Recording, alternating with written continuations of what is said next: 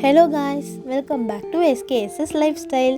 இன்றைக்கி வீடியோவில் நம்ம என்ன பார்க்க போகிறோம் அப்படின்னா கடலை பிரிஞ்சால் கறி எப்படி செய்யுதுன்னு பார்க்கலாமா.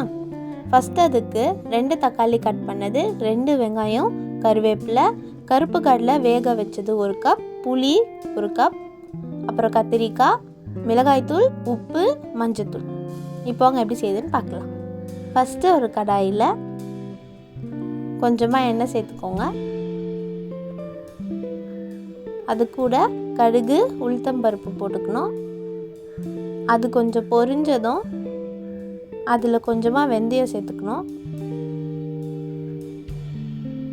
இப்போது நம்ம கட் பண்ணி வச்ச வெங்காயம் அதில் ஆட் பண்ணி நல்லா வதக்கணும்.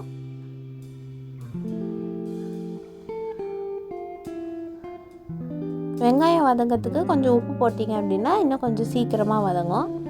அதில் இப்போது கருவேப்பிலை சேர்த்துக்கலாம்.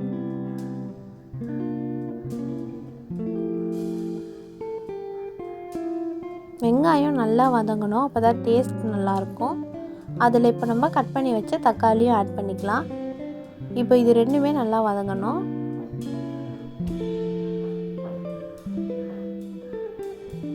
இது கூட கொஞ்சமாக மஞ்சள் தூள் சேர்த்து நல்லா மிக்ஸ் பண்ணிங்க அப்படின்னா தக்காளி சீக்கிரமாக வதங்கிடும்.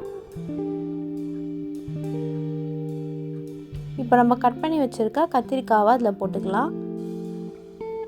போட்டு அதேமாரி நல்லா வதக்கிக்கோங்க. அதில் மிளகாய்த்தூள் ஒரு 2.5 டேபிள் ஸ்பூன், வீட்டில் அரைச்ச மிளகாய்த்தூள் இதிலே தனியாத்தூள் எல்லாமே சேர்த்தே அரைச்சிடுவோம்.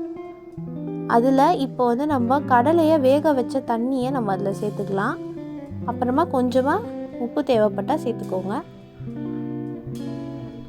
இப்போது வேக வச்ச கடலையும் அதில் சேர்த்து நல்லா வதக்கிக்கணும்.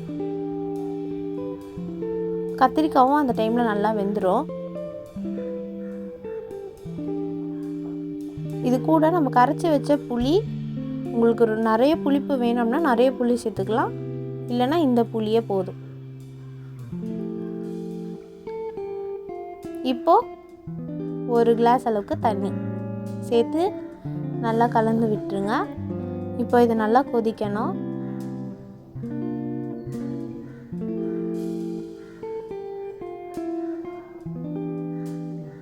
இப்போ பார்த்தீங்கன்னா நல்லா கொதிச்சிச்சு, எண்ணெய்லாம் மேலே அழகாக பிரிஞ்சு வந்துடுச்சு.